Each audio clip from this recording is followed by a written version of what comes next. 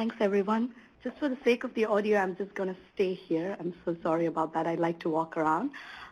Good afternoon, everybody. Thanks for the opportunity. My name is Jina De Cruz.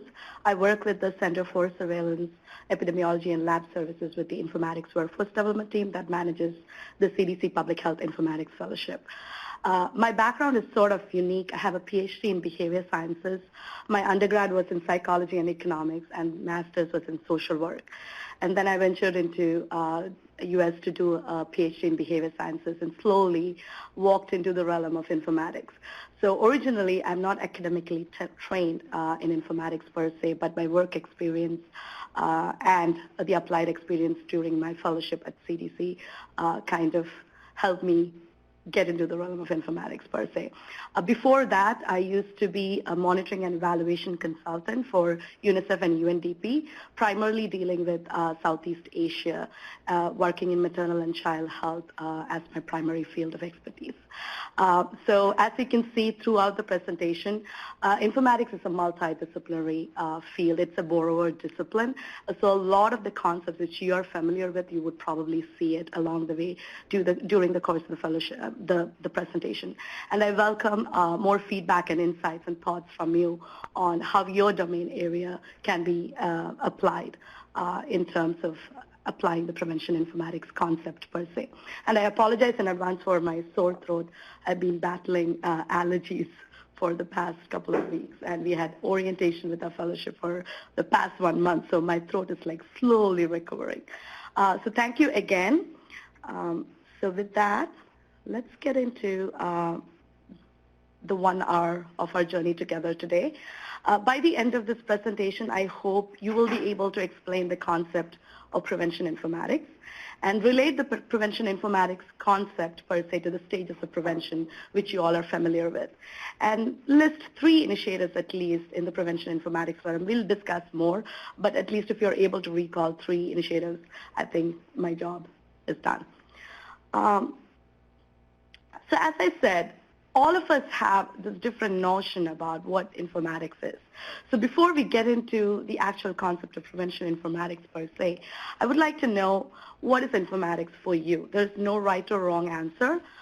You can shout it out, or you can go to the link if you have a smartphone or a laptop accessible to you, or you can type it in the Adobe Connect URL. The chat box, Lillian would probably be able to compile that for me. So let's take 45 seconds to do this. I would like to know what informatics mean for you.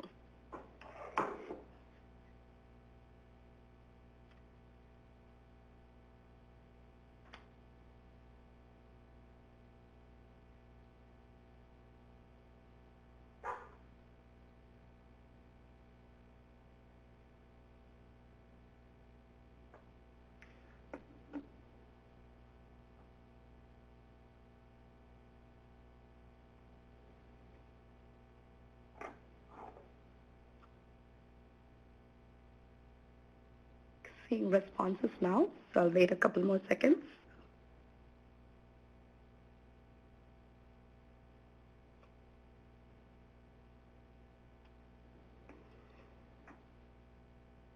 Okay, we have data, public health technology, big data, data organization,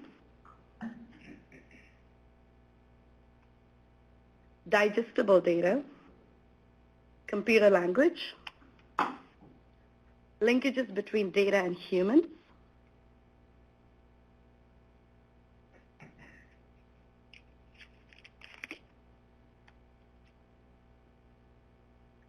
information management,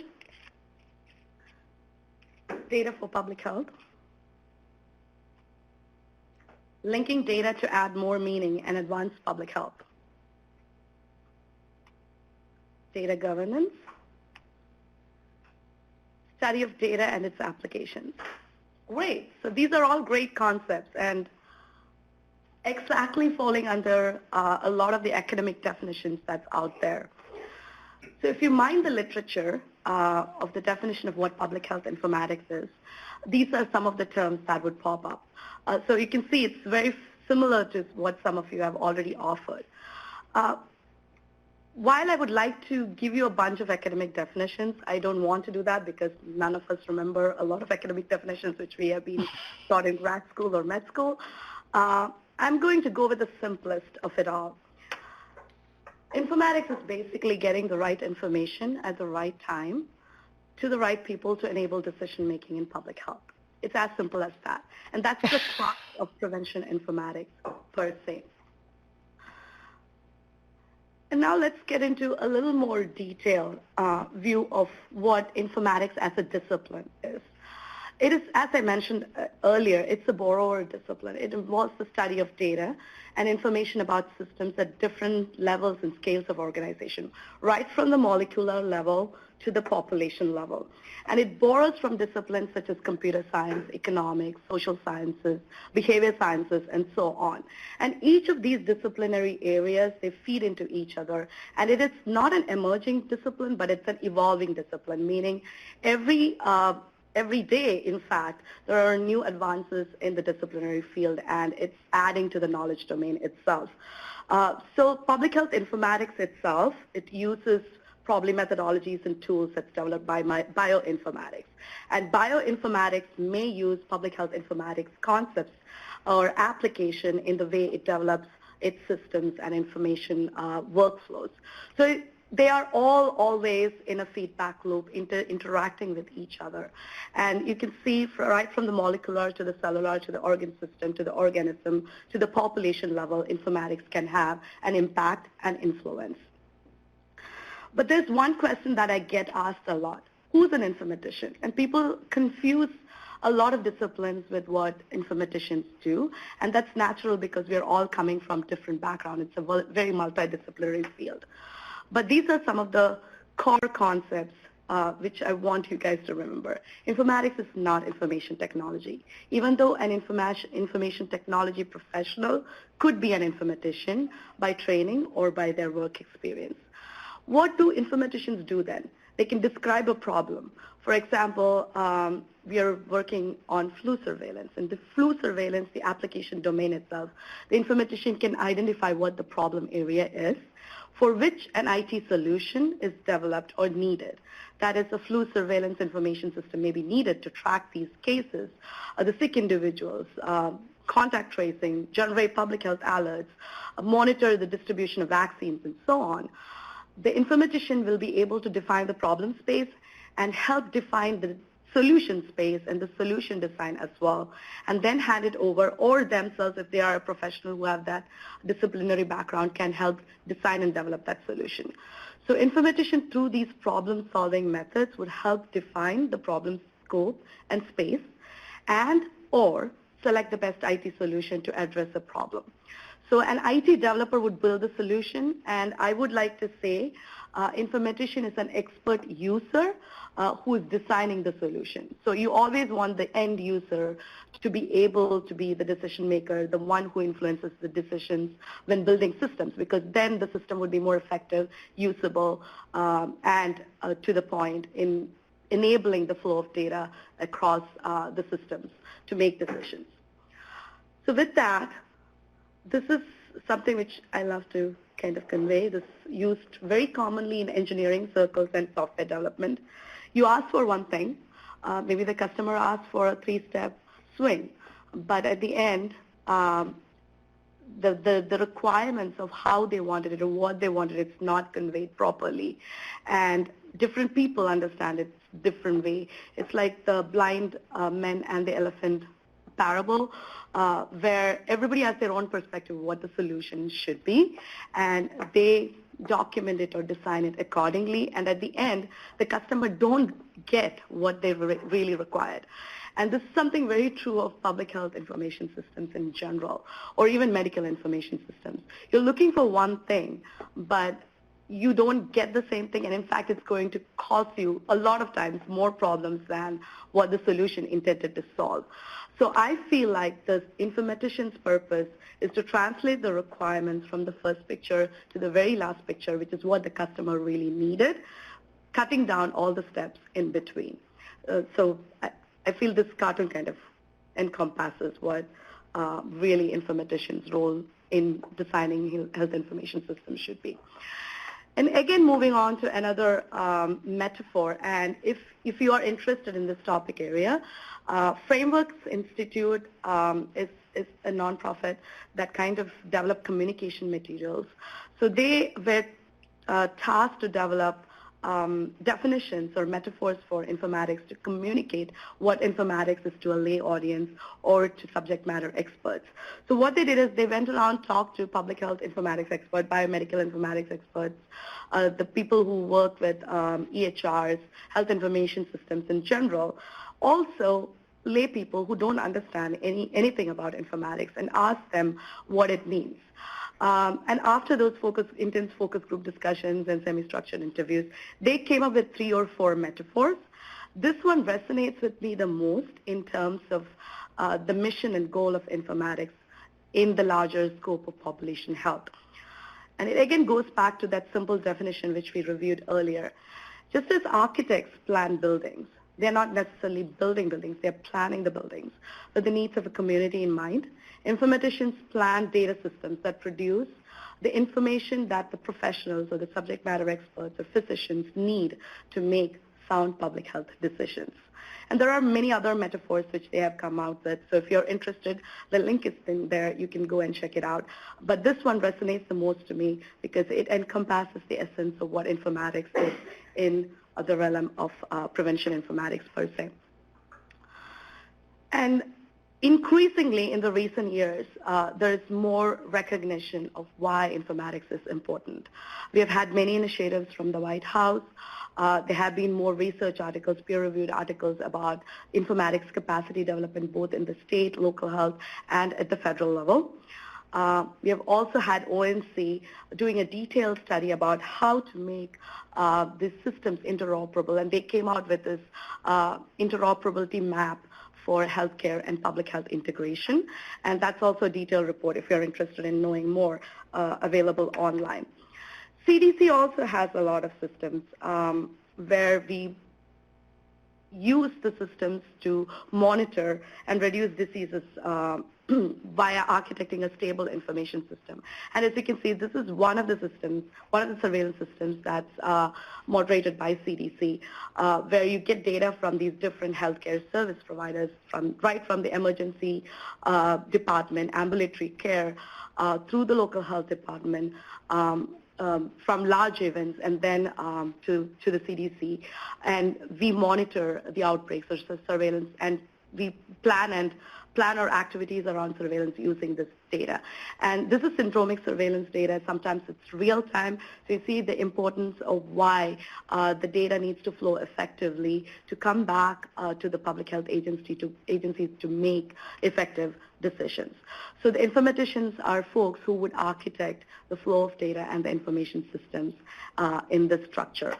So now let's slowly move on to what is prevention informatics. So prevention informatics and even intervention informatics, which primarily focuses on more clinical or medical care, it's not very popular even in the informatics community. These are pretty relatively new terms. The first time it sort of was introduced in this article by Dr. Fuller in 2011, where she compared the application aspects of intervention informatics to prevention informatics and was making a case for why prevention informatics is the need of the hour. So the argument the article makes is the greatest health gains for population health, which you have seen in the past 20th or 21st century, as you've seen some of them listed out, they're not as a result of direct medical care. They have been a result of more large-scale population health level outreach. And to do that kind of outreach, you need that level of data and information infrastructure set up. It's not anymore individual-focused care. It's also prevention-based, and it's also targeted towards a larger population to make a difference. So things like family planning or safer drinking water or recognition of tobacco as a health hazard. Yes, there might be interventions related to hospitals per se that might have been involved, but in the larger scheme of things, it was a public health large-scale outreach that made these efforts successful in the long run. So from intervention informatics to prevention informatics, it's it's a slow-moving it was a slow-moving initiative, but now with the big data and the information overload and lots of information systems around us, even with our wearables and smartwatches and so on, we have the deluge of data that's coming into us. And hence that movement from intervention to informatics to prevention informatics is even more crucial. So in terms of intervention informatics, just to clarify, those were medical information systems that were focused primarily on care. And when these EHRs were built in a couple of decades back, they were still focused on individual patient care. It slowly evolved to support some prevention activities such as chronic disease management or healthcare-associated infections. But that was not an organic growth. They recognized they had a lot of data that could be interconnected and make these meaningful decisions about chronic disease management, and they slowly started integrating it to their medical information systems. But they still exist in silos. The same way for public health information systems. The EHR and public health information system integration is still not a reality yet, and that is something which we need to happen in terms of improving population health as a goal. Supporting preventive services really require the integration and interoperability between these systems. And right now, the EHR, even between EHRs, interoperability is very limited. And there have been articles in the recent past where they have discussed how EHRs have, in fact, increased the workload of physicians by not considering the workflows that they have to go through in their clinical care and, in fact, increasing their workload. So these are things which we need to consider when we are discussing prevention informatics and moving from that paradigm of intervention informatics to prevention informatics. So what exactly is prevention informatics?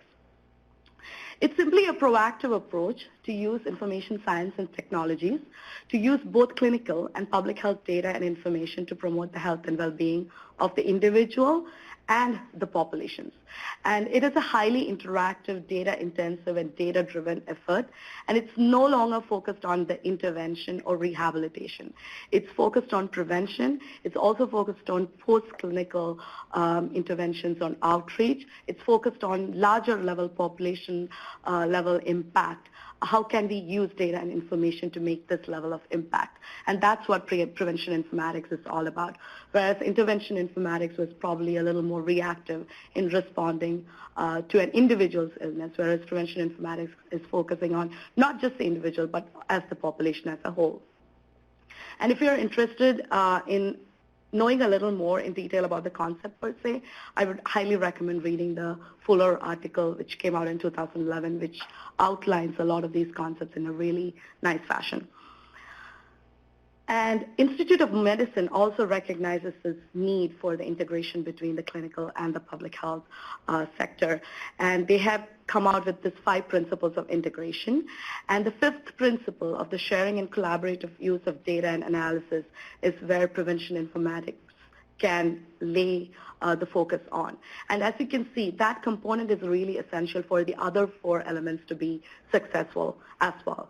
The community engagement, be it aligned leadership, sustainability, and so on. So prevention informatics, again, as you can see, this is the stages of prevention. It addresses both upstream and downstream factors, right from the etiological to the preclinical and clinical to the postclinical. And it's prevention at all stages. And it's not just the usual primary, secondary, tertiary, but also the primordial and the quaternary. And we'll dig it and unpack it in a little more detail. So right now, I'm going to play this video on cliff analogy of health. And this was basically proposed by Dr. Jones and Dr. Perry. And Dr. Camara Jones was a past APHA president. She's a well-known leader in the field in using analogies to explain complex concepts. And she's a leader in the field on explaining racism and structures that cause inequalities, health inequalities, and how we can address them to improve population health. And this is a good way to kind of go through the different levels of prevention. And some of you may have already seen it. If you have, I'm sorry about that. Maybe a good recap. If you have not, this is a really good analogy which you can probably use in your practice later. Lillian, do you mind sharing the link in case it doesn't work for the folks online.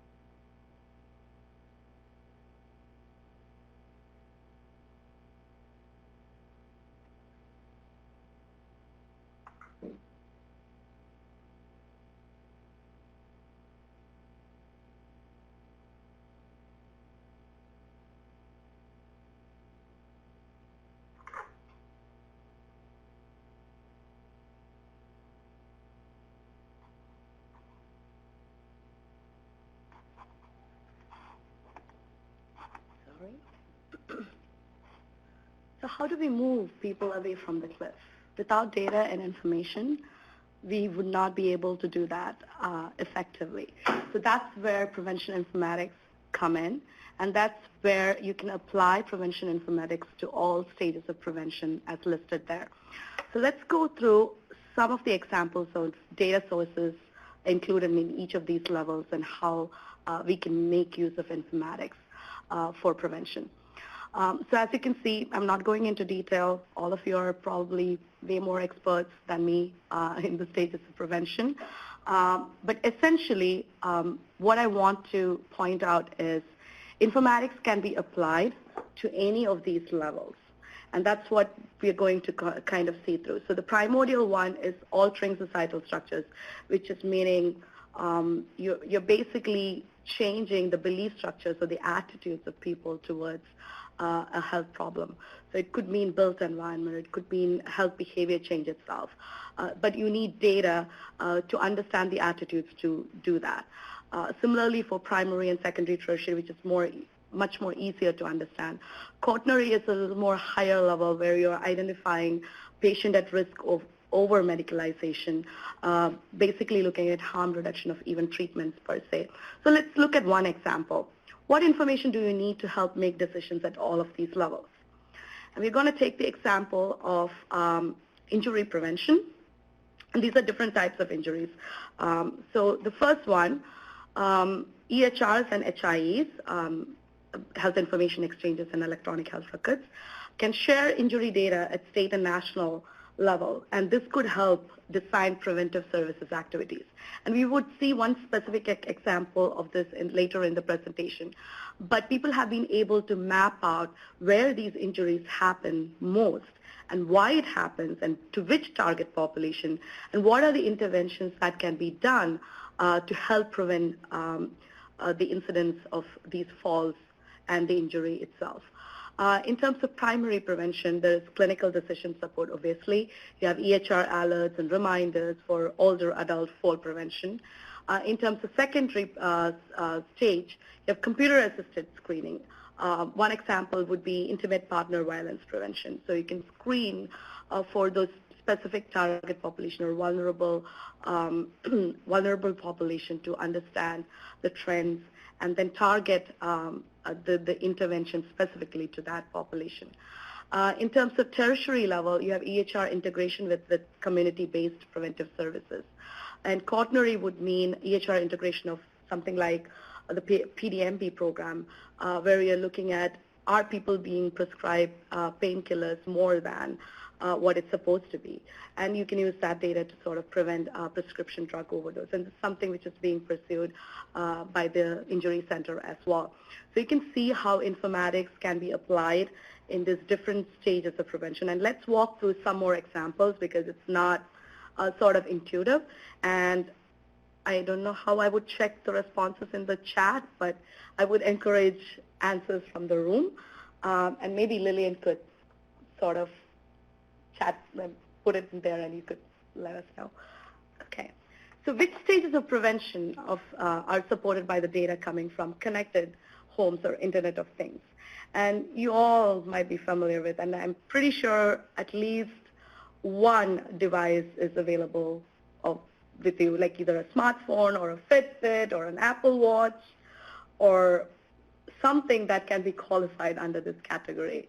All of us will be in possession. So where do you think the connected homes of Internet of Things, the data coming in from there, falls under which stages of prevention? And again, there are no right and wrong answers. It's sort of evolving because even the data that's being collected by these devices keep changing. Now that big players like Amazon and Apple and Berkshire Hathaway all join forces together, the data that's coming in, the landscape is completely changing. But in your perspective, from your experience, where do you think the data falls? Yes, please. I think to recall the reporting that data on whether people have binge watched on Amazon or Netflix might be being gathered for decisions about healthcare coverage. And I think that there's an argument being made that if you binge watch, perhaps you're not engaging in the level of activity that one should adhere to the recommended. That's great. Yes, that's a great example. In fact, I'm not sure. There was a study, I think exactly what you were referring to. Probably it came about 6 months back about comparing the binge watching patterns and physical activity of people. I don't exactly remember when it came out, but it did sort of found correlation, strong correlation between those factors. I guess it depends on where the person is in their progression from disease to not disease, or what actions they're taking. So to determine where they'll be on this spectrum right here. Correct. It depends on the app and what audience that app is targeted to. That's great. That's great. Okay. So generally, we could qualify them in the etiological and then the downstream, and exactly for the reasons you mentioned. So a lot of the apps which we currently use are probably like tracking your activity, physical activity, or diet or nutrition. So that falls under the upstream realm. And then there are also apps which you can use like post-treatment support kind of thing, or there are a lot of baby apps or like post-pregnancy, maternity support kind of apps. So that falls under more the downstream aspect. So you can, it is sort of relative, and you can define it in whichever way you want. The only reason we probably need to kind of see it in a specific stage is only because then we can identify the particular data points that comes from that particular source. It's easier to sort of identify it. But it is getting increasingly difficult, fluid and diluted from where this data is coming from. And people have used like really novel techniques. I believe in San Francisco City, the health department to do the restaurant inspections, they actually collaborate with Yelp to post the reviews. So people actually look at Yelp far more than going to a health department website to check out restaurant ratings. So they flipped the model and went to Yelp and partnered with them to integrate the data they are collecting and to post it in Yelp so that people are aware of the ratings. Yes. You can make an argument also that it could fall within the clinical, because especially for peer navigation support, whether it's for, identification of individuals who are HIV positive or substance use disorder and linkage to care and medication-assisted treatment, they're starting to use apps and things like that as a clinical focus. That's a great point, and I believe I didn't quite consider that in the Internet of Things, but that's a great point because we have had people working with, different counties. I think it's in Las Vegas. They have vending machines for the naloxone support. So they have an app which people use to sort of support decision making. So it could fall under that realm as well. So that's a great point. So let's move on to the next, the obvious, electronic health records and health information exchanges.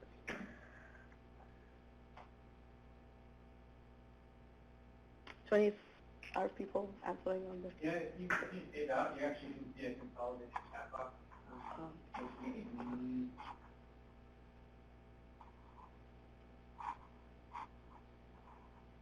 Oh, she didn't send you. Okay. Oh, okay. Sorry. Okay, and this is pretty obvious, and it applies to all stages of prevention because the amount of data that's being collected, regardless of whether it's being used or not, it's a different question. But the amount of data, the type of data that's being collected could be used across the different stages of prevention, from electronic health records and HIEs. And the same for surveillance systems, registries, and other PH databases. And that's why it's even more important that you integrate these data sources, sets, databases, data lakes, data warehouses, whatever system that may be. It's increasingly important to integrate these systems to make more meaningful decisions. And that's where prevention informatics is important and influential. So let me paint this picture for you.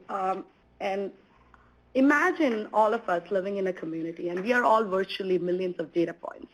And there's this virtual cloud about us consisting of this millions and billions of data points about our lives, about our economic status, our social and economic determinant, psychosocial status, whatever that may be. Imagine if Facebook can mine your limited social information, which you post, and predict your shopping patterns and give you ads about what you want to shop in Amazon. Why can't we mine the virtually billions of data points which we have about health around us to a larger goal of improving population health? And it's not just the individual level. It will have an impact on individual level, the community level, and at the population health level. And this is the possibility that prevention informatics gives to us. It is a multidisciplinary approach, so it's not just the informatician, but it needs the cooperation, collaboration across disciplines to look at these data points, to integrate these disparate data sources, to identify meaningful information that would help us make decisions about improving our health of the population. And that's our larger goal. So I hope you can kind of see that vision in the future. And this is going to happen, whether we participate in it or not. I guess Apple or Amazon or other companies are already sort of venturing in that direction. And we should not, like public health should not miss the boat where we don't leverage the opportunity of this data that's available to us. Where is the ethics and the ownership of the data addressed? And can public health have a role in that? That's a great question, and I think that would be another 2-3 lectures as a separate sessions. And to be honest, again, unfortunately, there are no really clear-cut guidelines that's laid out even at the federal level regarding the ethics of it. In the ONC's interoperability roadmap, there are suggestions or recommendations about how to do data governance and privacy and security policies, but I think we have to go above and beyond that and look at it a little more closely, because these are, you are right, these are data points that can make or break somebody's life, right? So definitely that's something that requires larger discussion and conversation. Okay, so let's move into some examples. Oh, sorry. And again, with the measurement challenge, along with the ethics challenge of it, another challenge is the measurement challenge. So while we say we have all this data, there are also measurement challenges related to these 5 V's, and these are the big 5 V's in the big data world. So the variety of data, we get it from different sources. It's from social media, it's from EHRs, from HIEs. The variety of data that's coming in is large. So is the velocity, the speed at which it is coming. Right now, in a second, there are about 1 million data points about me that's probably circulating around. So imagine for a population level or at a community level, what is the velocity of data that's coming in, whether it's at a state health department or whether it's at a hospital, whether it's at a small community clinic, or even at a global level, the amount of data that's coming back and forth, the speed at which it is coming in is far greater compared to 10, even 5 years back for that matter.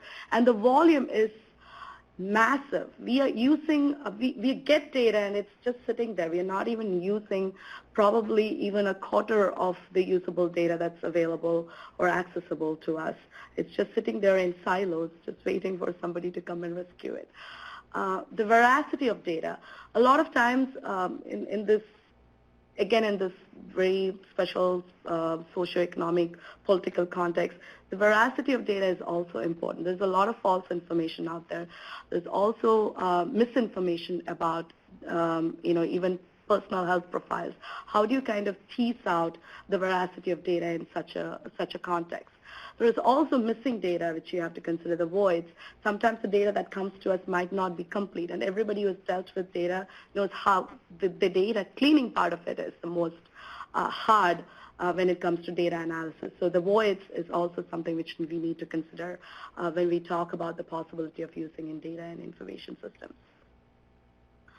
So now let's move on to some examples of how prevention informatics is being applied. And they don't necessarily call it prevention informatics, obviously, but these are some of the examples. If we actually look at the definition which Dr. Fuller has suggested, and even looking at the more applied definition of moving the information at the right time to the right people for decision making, these examples are really helpful in understanding that context and the application aspect of prevention informatics. This first one, this is a seminal article, perspective article that came out in 2015 by the NIH director, where they were talking about how precision medicine is the new in thing. And they also talked about how it's not really a new thing, because we have been doing this even more than a century. Like for the example which they gave was blood typing. So he had been using blood typing to guide blood transfusions or treatment protocols for more than a century.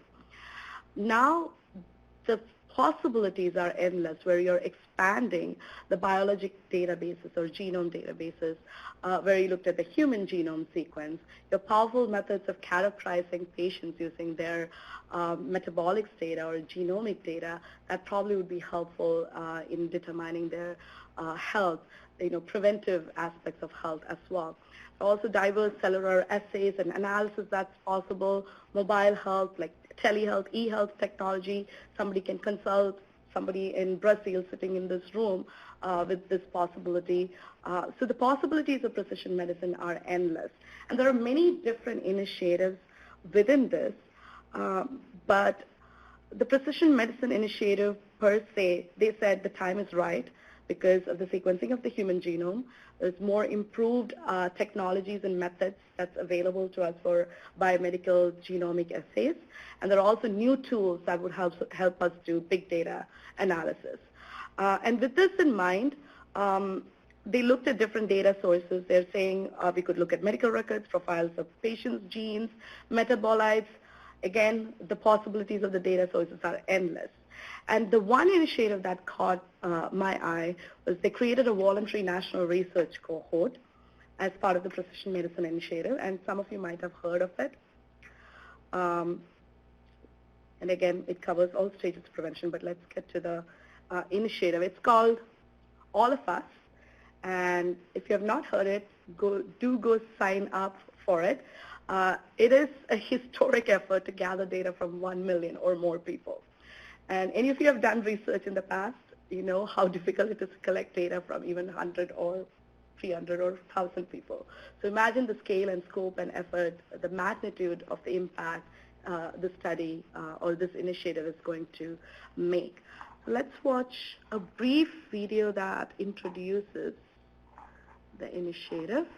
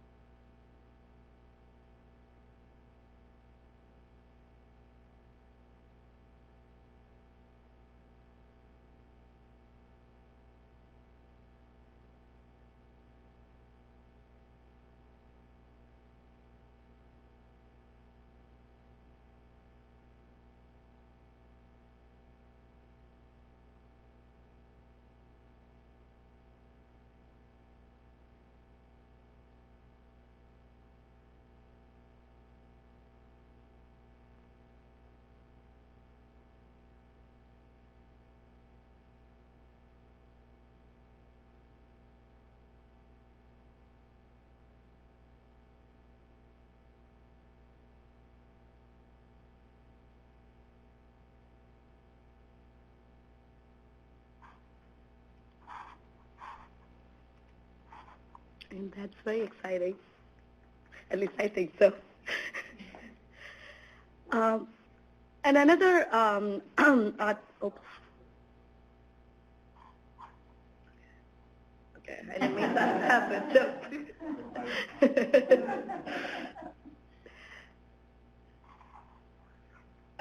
Another article that came out pretty recently, I believe in 2016, which is from the CDC leadership, in fact. They talk about how precision public health is needed in the era of precision medicine. And what it basically talks about is when precision medicine is talking about still the right intervention to the right individual, we have to move little beyond that, think about the cliff analogy. How do we move people away from the cliff? It can be simply viewed as providing the right intervention to the right population at the right time. And this would require multidisciplinary approaches, and these are some of the priority areas they identified. You need a multidisciplinary public health team or sciences workforce to move the needle on this. Shifting the focus from treatment to prevention, improving early detection of pathogens and infectious disease outbreaks, and so on. And also modernizing public health surveillance, epidemiology, and information systems. And CDC had a surveillance strategy come out in 2014 that outlines some of how to do this in a little more detail. And recently, and it's going to come out pretty soon, I believe, the CDC public health data strategy as well. So those are some important resources which we can look up to sort of update ourselves on how to move the needle in terms of using precision public health or precision the prevention informatics as an applied concept per se. The NIH also came out with the data strategy, and it's available online, I believe. It was open for comments until, I guess, 2 months back. But if you have like deep thoughts and insights about like the ethics of it, maybe write to them. They probably would consider it as to be an addendum or addition or revision to their data protocols, which is being referred to by a lot of state and local health entities as well, and research institutions. Now let's move on to another example. And this is a more collaborative. It's not something that comes from the governmental level, but it's more a collaborative partnership. It's an initiative by the R.W. Johnson Foundation. It aims to identify opportunities and barriers and promising practices and indicators of progress across different communities in the U.S. So it might mean partnering with a state and local health department or a community clinic. So their partners are diverse, their fundees, the grantees are diverse, and the type of interventions or projects they do are also diverse. So let's look at a couple of them just to understand the possibilities of using data even at that level, at a state and local health level or a clinic or community level, and how that makes a difference. The first example, again, it's all the basic premise is you connect information systems and data, the rest will follow. Because you have enough data and information to make decisions that would churn out the interventions. Better design and development of better interventions is the premise behind it. And also to help plan, monitor, and evaluate your health improvement goals. So let's go through the first example. So the first example is about, and this is all available in the DASH website, and there are more examples. I randomly picked 2 or 3 which just caught my eye. The first one is the childhood-led hazards data sharing across sectors. So what they wanted to do was identify at-risk children for intervention by providers and a health department. They took data from the community clinic health providers, public health departments, and even schools. And once they had the data, the system they came up with was a real-time interface across these different data sets. And it was nothing fancy. It was just a pretty basic interface that would help them identify where these at-risk children were. What that helped them do was identify the homes of the at-risk children and get the homes inspected for lead paint and do mitigation. The high-risk pediatric patients were then referred for blood testing and inspections, and they shared the non-identifiable aggregated data for more public health interventions to the state health department. So just the integration of just those 3 main data sources enabled them to make this happen. The other example, and this is a pretty popular example, so you might have seen news articles about this, the Baltimore Falls Reduction Initiative, engaging neighborhoods and data. So it is a surveillance-based intervention. Basically what they were trying to find out, where are the falls happening the most? And there was a particular target population, which was the elderly, which they identified, and they identified certain clusters of places where this was happening the most. So they used hotspotting and dashboards. So these are different methodologies which they use. The GIS analysis to identify where this was happening from the health department, the community organization, city agencies, housing data, and which led them to develop more effective fall prevention strategies. And I don't have the exact data available at this point, but I believe the follow-up report says it did improve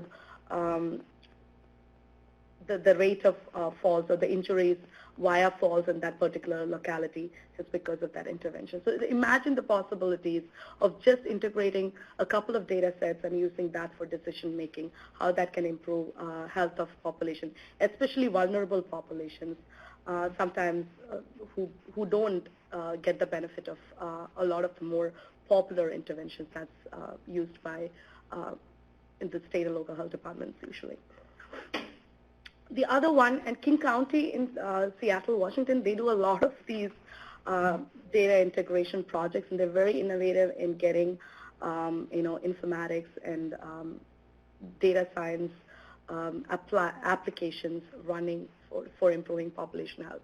And this is one of their examples, and I'm going to pull up the dashboard, but just to give an introduction, what they wanted to do was they wanted to identify how their housing patterns was affecting the health of the people who are living in that particular area.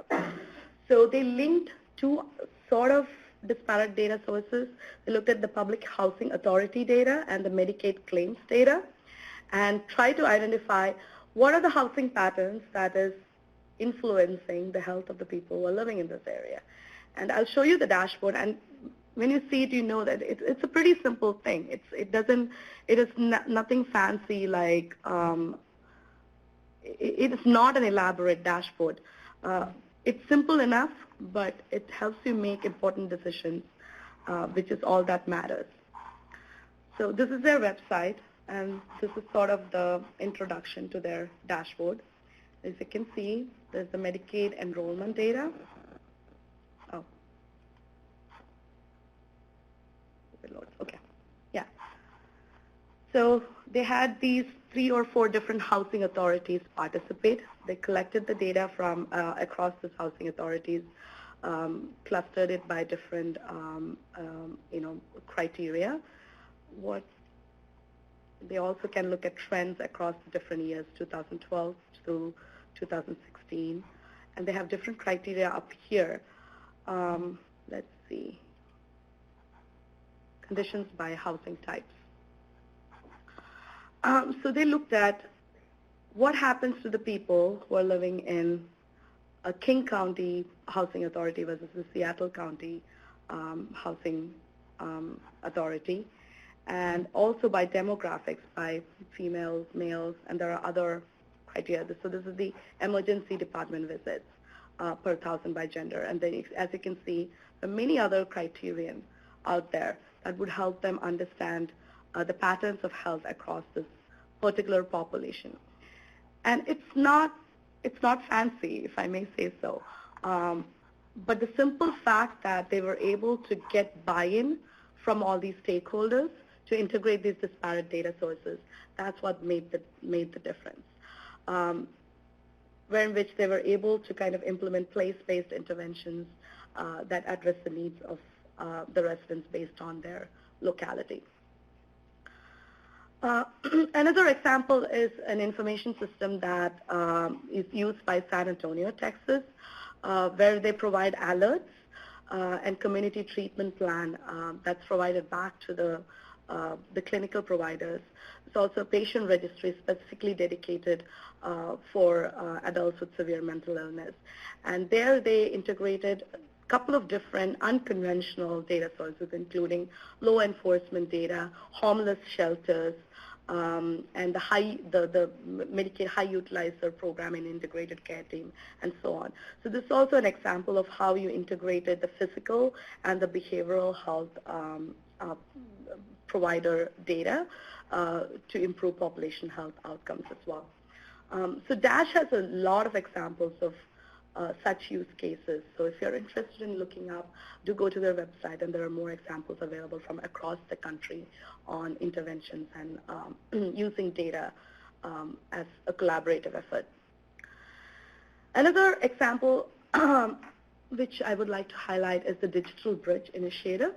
And this is also, again, a partnership between decision makers in healthcare, meaning there are EHR vendors, there are also hospital systems that participate, public health, including CDC, state and local health representatives, health information technology, arenas to share ideas and solutions. So it's pretty open and it's a pretty collaborative effort to kind of find solutions to intractable information-related problems in public health, in health per se. So they're looking at ways to integrate these three sectors, healthcare, health IT, and public health. So one of the first things which they have done is looking at an electronic case reporting model. And I don't want to go into the details of it, but essentially it is looking at 3 data silos and connecting them with the decision support intermediary so that data can be provided in a more useful, usable, accessible format to a public health agency and back to the provider. Because one of the complaints which usually we hear a lot is public health demands a lot of data. We want to collect a lot of data, but what do we give back to the providers or the clinical partners who partner with us to provide this data to us? So they are coming out with a more applied model of how this data can travel back and forth in helping making decisions across these different sectors and not just collecting data for the sake of collecting data. Another example, and this is again going back to our applied definition of getting right information to right healthcare providers at right time.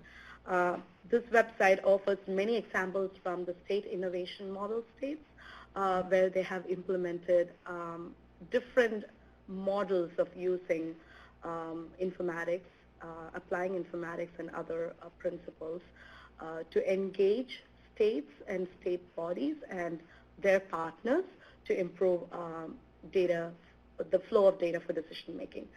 So essentially, the current state is what you see above, the clinical data, the claims data, social service data, all these lie in different silos. What the SimStates examples would provide you is how the application of these different disciplinary teams together are able to combine these siloed data sets into a more integrated pattern to influence and improve decision making about health. So seamless data flow and aggregation for improved population health. Which brings us to the last slide. If anything, I want you to remember from today's session, prevention informatics is nothing but enabling data for informed decision making in public health to improve population health outcomes. And it's a complex landscape, as you can see. There are millions of ways you can get data. There are millions of sources. There are a lot of challenges, including engaging stakeholders. So we say in an information system, there are 3 main components. There are people, process, and technology. And 90% of the time, the problem comes with the people and the process part. Technology solutions are way easier to implement. So it has a lot of moving parts, but if we can enable the flow of data from one endpoint to the other endpoint and make use of it to improve your decision-making processes, to improve population health, that's what prevention informatics is about. I hope you remember at least a couple of the examples we discussed and look it up. That's all I have in terms of presentation, and I would love to hear your thoughts and questions. And there are some useful resources in the slides if you want to look up. It's available. And I have my contact information at the end of the slide. Feel free to reach out to me as well. Questions, thoughts, comments, disagreements? Yes. So you might have touched on this a little bit when you talked about the Digital Bridge Initiative, but I was wondering about, I mean, there's so much resistance to this integration between the public health sector and then the clinical sector. So what has the conversation, what kind of conversation have you as an informatics person used to shift that perspective, especially of the people in clinical medicine, to kind of Right. get them to share data? That's a great question. So, oh, sorry. So the question was about what are the type of ways to shift the conversation or provide an incentive to the clinical care partners for the integration of clinical care and public health data. It's not an easy task, but I think anything that would help move the needle needs to start with the value proposition. So what is in it for them? How can we help them improve their decision-making process as well? Because they are willing to come to the table. But if you're saying we want all this data, but we are not going to give anything back to you, that doesn't make sense, and is not, again, ethical or even a sustainable policy in the long run. And that's partly one of the reasons why we get so much incomplete or duplicated data. There's a lot of duplicative mechanisms of collecting this data going on. So some of the initiatives, hence, are focusing on how can we bring them to the table and offer a value proposition that would make sense to them. One of the examples is a lot of the insurance companies are also integrating a lot of the social behavioral initiatives, like a lot of them have points for doing activities or following diet plans and things like that. So they're willing to come to the table, but at the same time, how can we leverage the data in a way that it's useful for all the parties involved?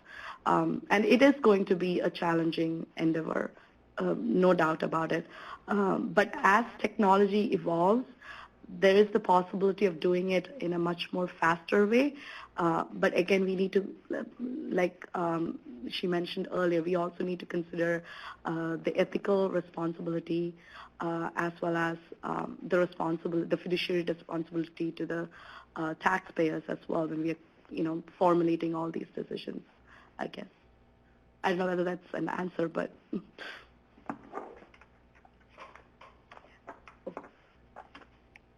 For the presentation.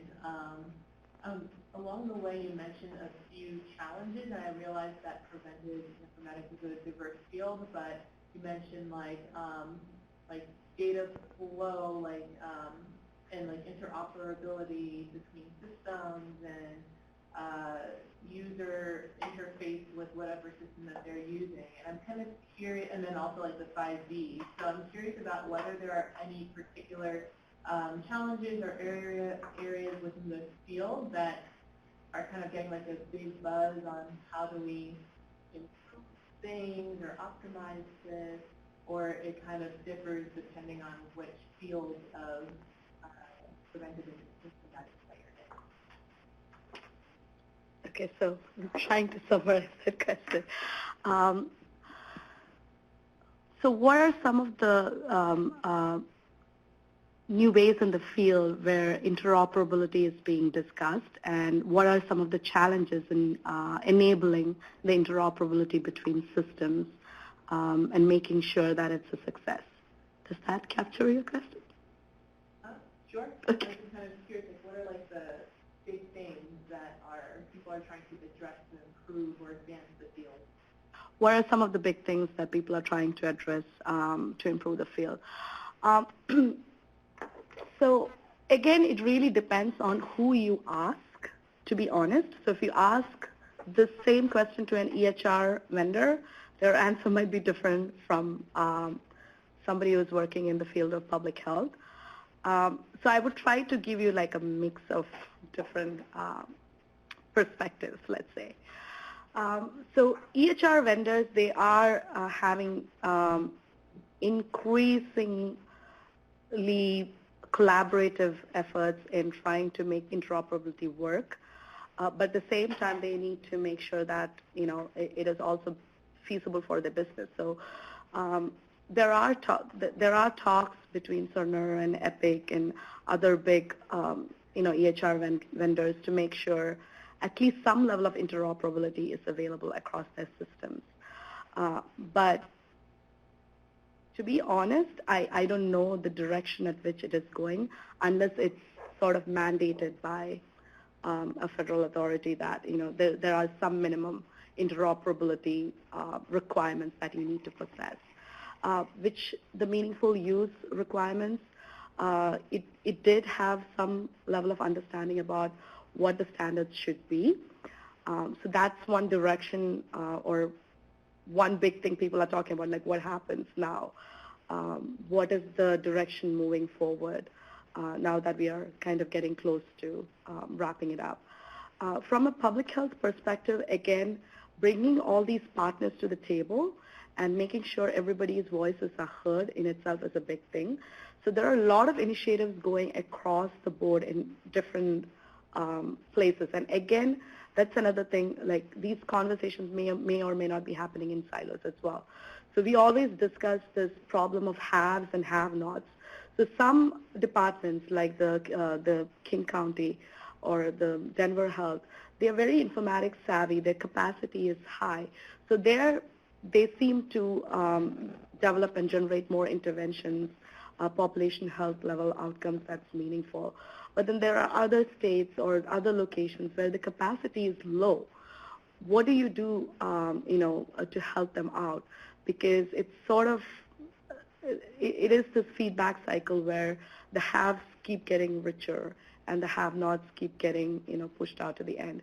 So how do we kind of balance that equation and enable more, both in terms of resources as well as workforce, because you need workforce that have enough capacity to support these type of interventions as well.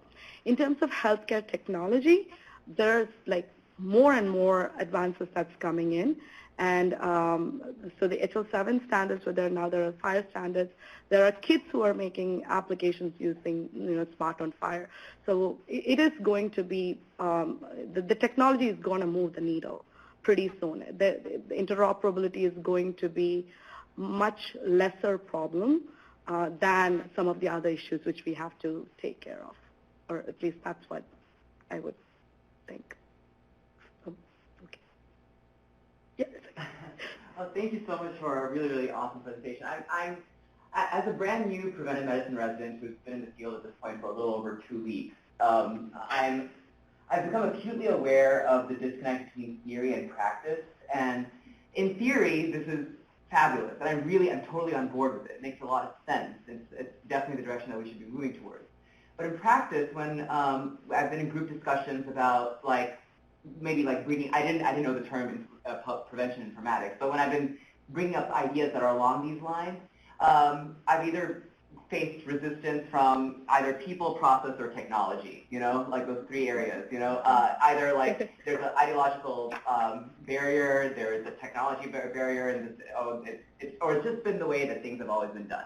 So I'm extremely impressed by these success stories from the field of I don't know how they were able to do that, frankly, But I mean, what advice do you have when, especially, I know you talk about value proposition, but I mean, sometimes there are some values like business interests that trump every other value proposition. So I'm curious to hear if you could delve down a little bit further into the value proposition of what we can do to actually advance the needle forward, especially in those three areas, people, process, and technology.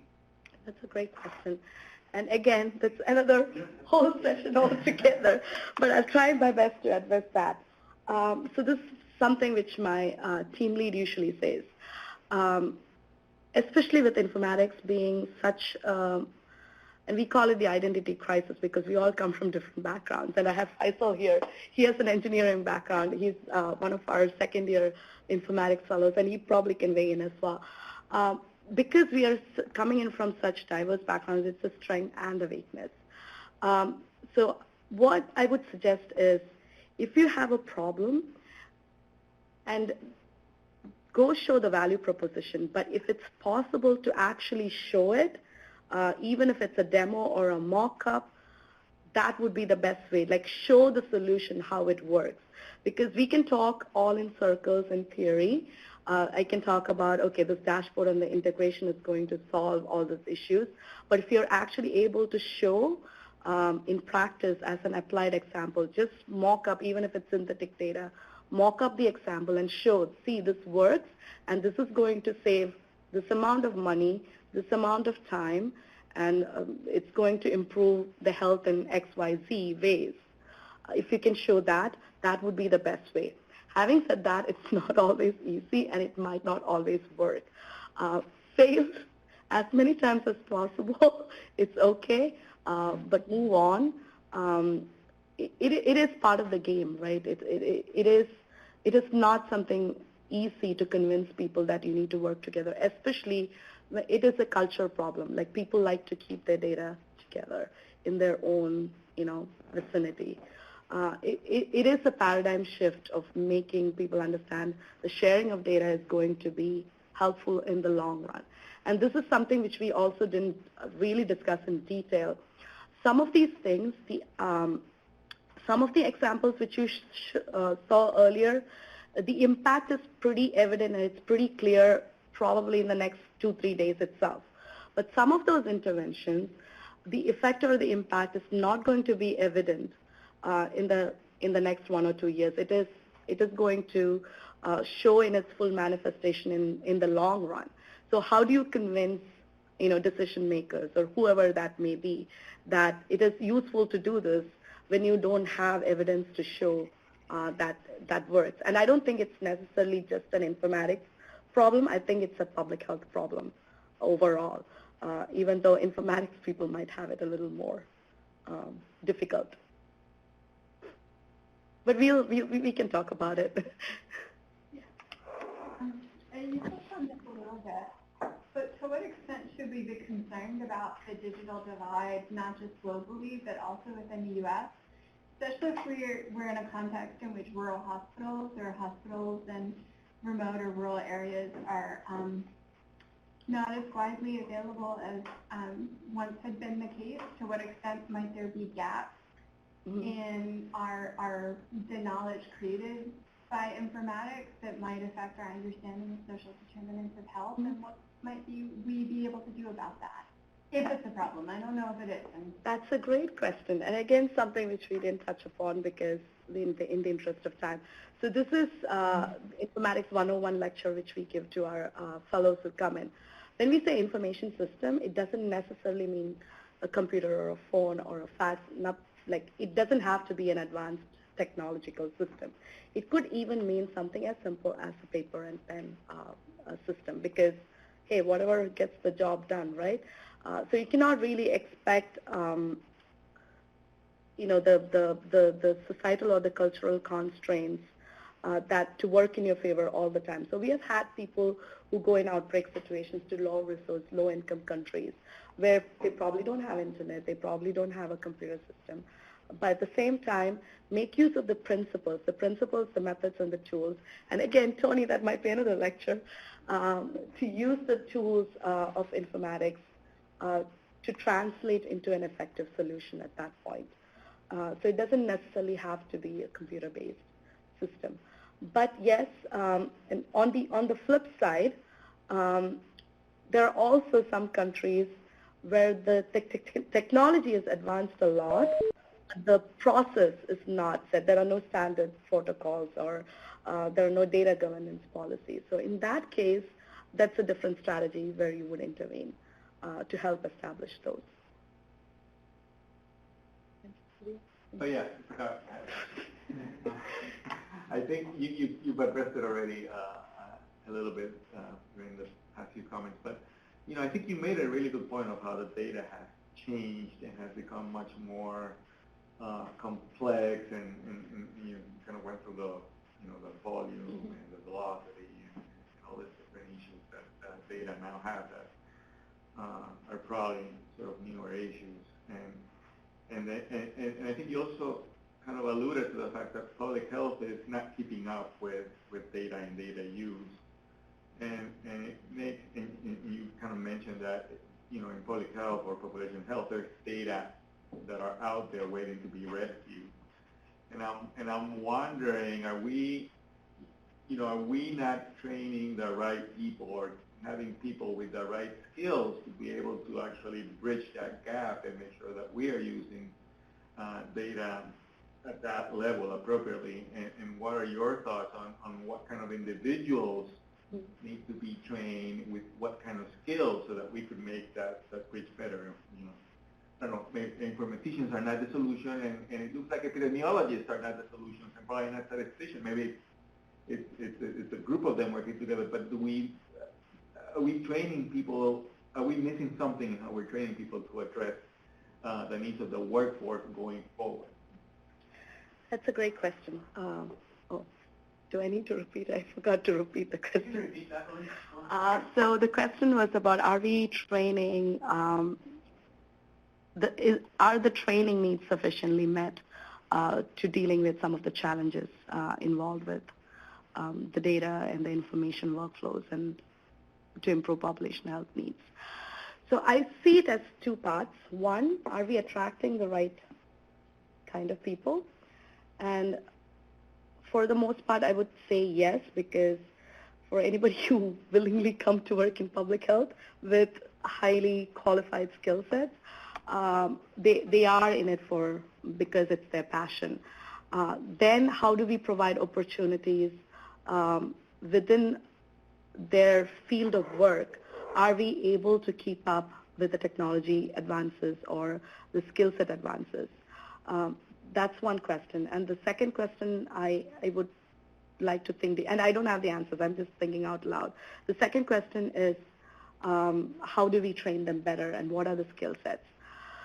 So honestly, in my mind, and I'm thinking in terms of like being in a fellowship training program and how things are changing, one of the things Informatics Fellowship per se finds it very hard is we try to incorporate a particular course that's based on a skill set, let's say R, and the next year R is, I'm not saying R is not out of fashion, it's not out of fashion, I love R, just for the sake of example. The next year Python is the end thing. So how do we keep up with this evolving, especially with technology in analytics software and things like that? It's difficult to keep up with the skill set.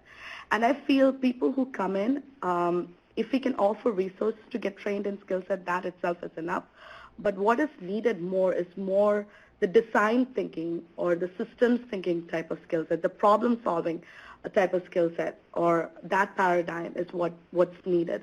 Again, like you mentioned, how do you negotiate with somebody who's pushing back against a much feasible solution? How do you negotiate? How do you conflict resolve? So those type of soft skills, I think it's very important. In terms of technology skills, we have to keep up with what's being done by others. Like, what are the the universities doing? They are more adopting the open source, crowdsourced sort of education model. Can we adopt that? Are we able to train people who come in a more mass scale, but at the same time give them more applied problem-based skill training? So I think we need to slightly change the paradigm of the way we think how we train people. The earlier model of didactic, just somebody on the lectern and giving lecture, that's we need to move away from that and go to a more sort of rapid, scalable, flexible, more person-oriented, individualized sort of curriculum, because all of us are experts in things. What we come in, we are coming in with a good amount of skill set. What we need is something that would elevate that skill set, at the same time sort of help move in with the right direction with these advances. So I don't have the answer to what are the skill sets that needed, because what I say today might not be the case 6 months down the line. Some new skill set might pop up in terms of analytics. As well as that. Gina, could you check there should be some questions and answers in the Adobe Connect box. If you have questions online, you can pose them through the chat box, and we'll filter them to our speaker. I have one I can read off. Oh, sure. It talks about there's a two-part question. One of it is about security of data and protecting patient privacy, which I think you sort of addressed in prior questions. But then it also talks about what about people that have everyone has money as a primary indicator for what their income level is for their company and all those things. But what about institutions like insurance companies and pharmaceutical companies in the use of the information, or do they always benefit from having more information out there? So that's a good question and a difficult question. So I don't necessarily think more information out there in itself is beneficial. It's a question whether they are using that more information for any sort of decisions regarding their workflows or processes. So for example, the example which I mentioned earlier about insurance companies using your physical activity or nutrition profile to influence or improve their codes or whatever that may be, that might be a direct result of having more information available to them. But you definitely see a lot of different changes in the way insurance companies are marketing their plans now compared to even 5 years back. There's a definite change. And I would like to think it's the direct impact of having more data available. Could it be seen as harmful to people if a lot of the more precision medicine data is used against them in decisions?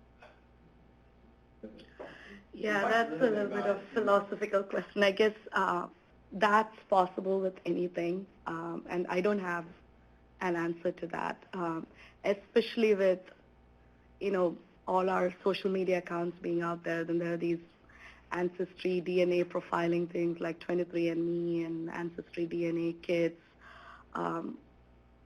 Like, how do you regulate them? Like, there was this FDA regulation that came out that specified certain things, but then they sort of got out of it.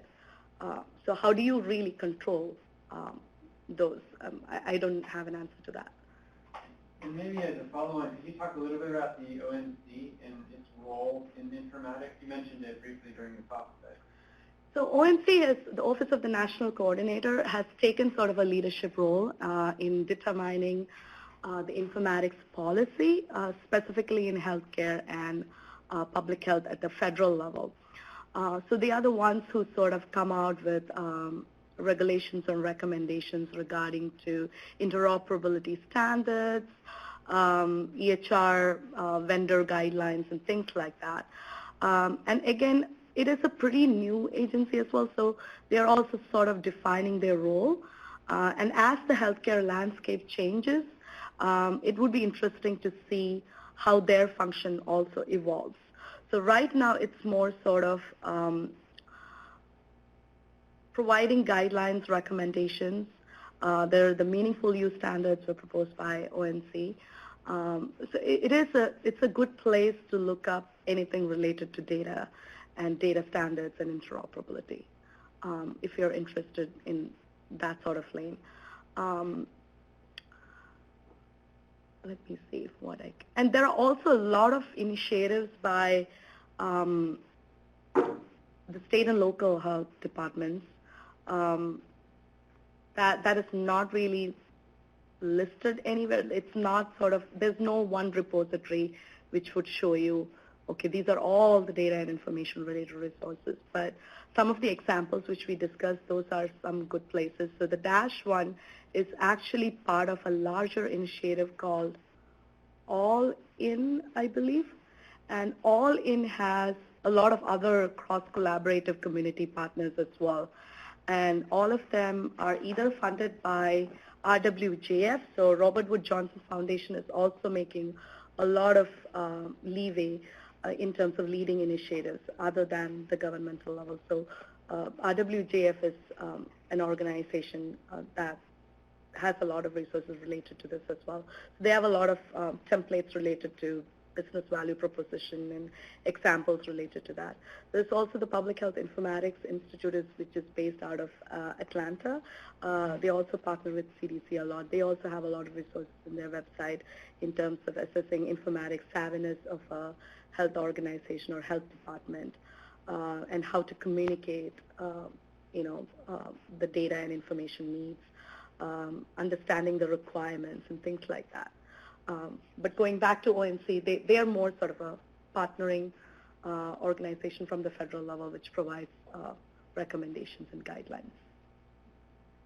And one more chat question I think we have time for. And then I wanted you to highlight the informatics program too at the end, just to make sure you get some credit for it. The blockchain, is blockchain technology being leveraged right now in informatics? Oh, wow. And how can it be used in the public health sector? And I wanted to highlight that actually ESFD has an upcoming talk by Tom Savell about blockchain technology in public health. But so yes, so CDC's blockchain efforts are led by Dr. Tom Savell of the Informatics Innovation Unit.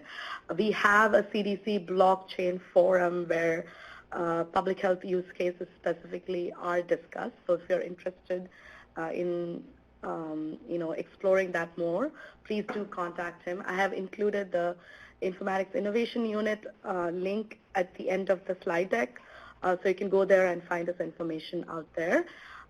Definitely attend the lecture. I think it's 12th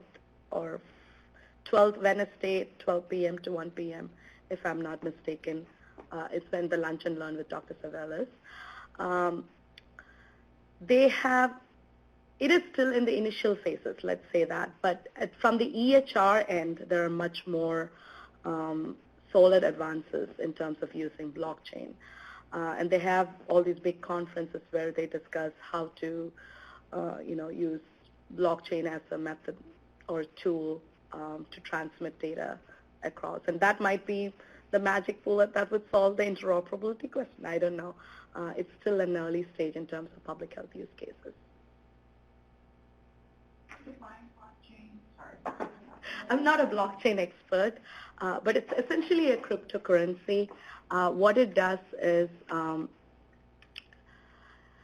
it makes the transaction smoother. So you would know the endpoint, the midpoint, the starting point of how and where your data flows. So that is the essence of it. There's more like intricacies. There are different types of cryptocurrencies. So blockchain is just the overarching sort of terminology to address it. But I would highly recommend Tom's lecture, Lunch and Learn, if you can attend it, because he breaks it down into very simple layman terms, and I'm not a blockchain expert, so I don't want to comment too much on it. Yeah. I don't think we have enough time for more questions, unfortunately, though we have a lot to be talked about and a lot to discuss. Thank you so much, Gina, for coming today. Appreciate it. And those of you interested, we'll be talking to the Northwest Portland Area Indian Health Board on October 3rd next month on Preventive Medicine Grand Rounds about their support of public health activities in Indian country. So please join us on October 3rd, 2:30 till 4 o'clock on Eastern Time. Thanks so much for coming today. I appreciate it.